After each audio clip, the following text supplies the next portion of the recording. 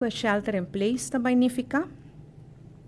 Shelter in place é uma decisão que nós tomamos para proibir para botar riba caia.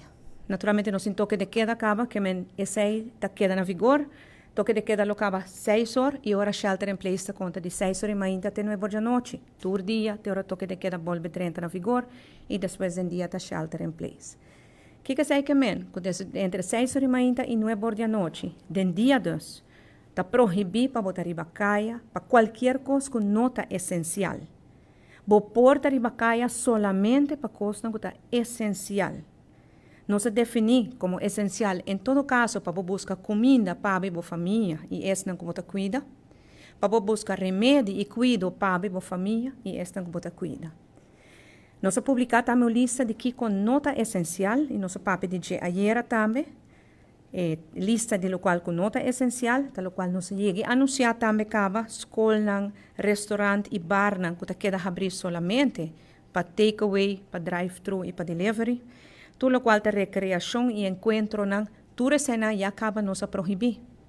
Que bem cerca agora, que está bem cerca entrante amanhã, tienda de panha, de joias e souvenir, mesecera, shopping center mesecera, turquiosco mesecera, salona de beleza, de unha, de cabelo e barbeiro, será. E projeto de construção tampouco está agora considerado como essencial no momento aqui. Com essa aqui, nós quer visa que tudo o qual está não essencial não porta abrir. Se nós me acertou para um estabelecimento, de lo qual me acabei de mencionar, não essencial, abrir toch, nós será. E também tem sanção.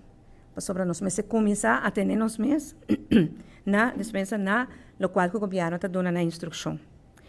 Para o que está departamento do governo, cada departamento trabalha uma carta entre hoje e amanhã ainda, em qual está indicado se é um departamento essencial ou não essencial. O departamento não essencial, em todo caso, é o departamento que nós temos que ter para ajudar-nos na crise aqui. Nós pensamos em terreno de segurança, tudo o que trata com o policial, nós pensamos de KIA, nós pensamos de CEA, nós pensamos de brandweer, mas nós pensamos também de cuidado, o que está DVG, pero nós pensamos também de cuidado social, que é o departamento de assunto social.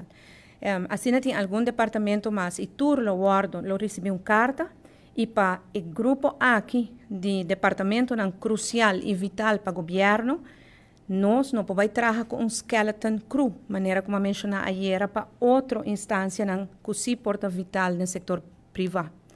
Para o grupo aqui de departamento, que é o policial, nós papiano que na departamento de salubridade pública, nós papiano que na departamento de assunto social, nós mistérios turnos profissionais para ajudar nós para abrir a cabeça na crise aqui.